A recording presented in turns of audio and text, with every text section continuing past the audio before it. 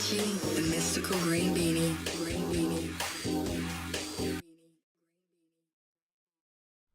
Hey, what's going on, dudes and dudettes? I am the mystical green beanie, and today I wanted to talk about Man of Steel.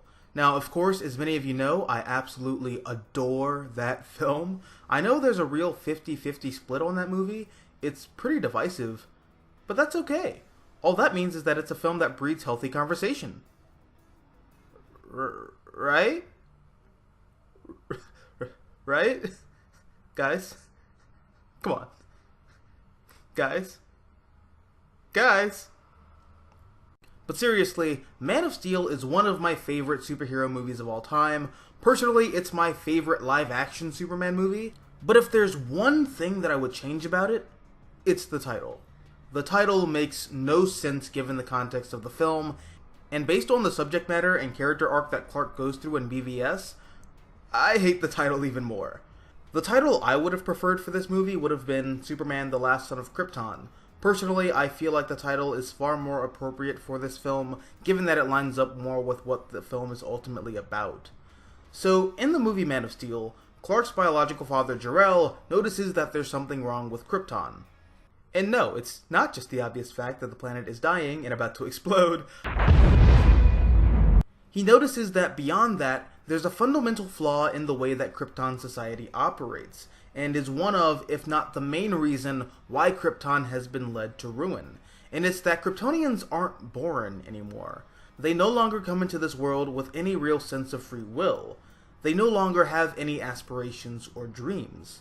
Instead, it's a world where people are engineered and pre-programmed from birth in quotation marks, to think a certain way, and to act a certain way, and to fill a specific role in society. And with that system in place, the collective drive to reach new heights and aspire to be more than you can possibly be is gone. Krypton devolves from being this adventurous and ever-expanding and creating and growing society to being complacent. They went from striving to be the best that they could possibly be to settling for what they were. They stopped trying to expand and create. Instead, they left those who did to die, as they focused their efforts inwards on maintaining the status quo on their home world. And it's that complacency in the status quo that led to their self-destruction. And it's when Krypton abandoned hope for a brighter tomorrow that they sowed the seeds for their demise. And Jor-el saw this. So when he did, he broke free from his programming and decided alongside his wife that they should have a child naturally.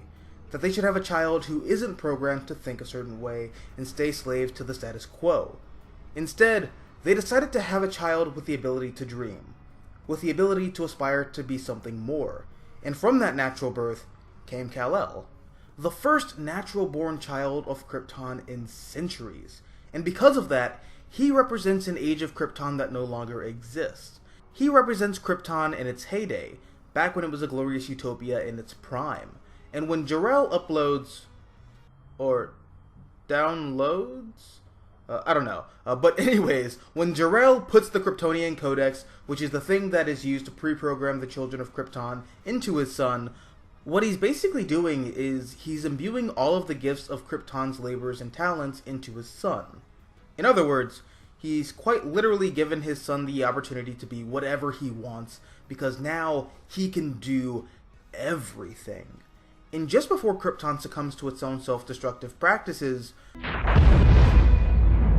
Jor-el sends his son to Earth, a world that's on the same path as Krypton, but is young enough to still course correct. And when Jor-el sends Kal-el to Earth, he's not just sending his son, he's sending the hopes and dreams of Krypton as it was in its prime as well. And here's where things get interesting, because after Krypton dies, there are survivors. General Zod and his army of insurgents survive, but they're all remnants of Krypton's era of self-destruction, and they were bred to maintain the status quo as they knew it, and were built to preserve Krypton as it was in the end.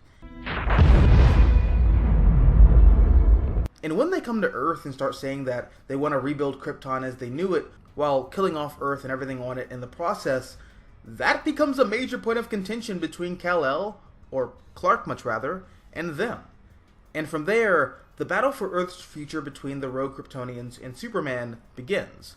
And what the film ultimately boils down to is a metaphorical battle between Superman, who represents hopes and dreams and aspirations, and General Zod, who represents maintaining the status quo and not wanting to aspire to anything better. And when Superman kills Zod at the end of the movie, even though you can interpret this literally as Superman killed the bad guy, I see this as the moment where hope triumphs over complacency, and the legacy of Krypton's vibrant heyday lives on, while the legacy of its perversion dies.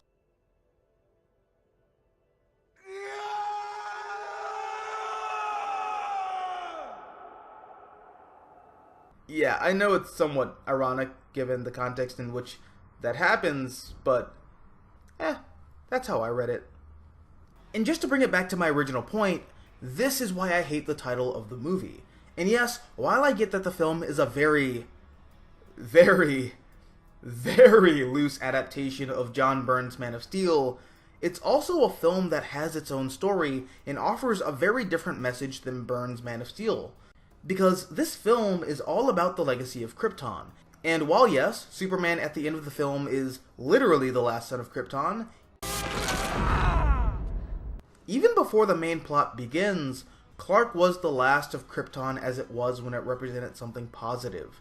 And that's why I'm not a fan of the movie being called Man of Steel.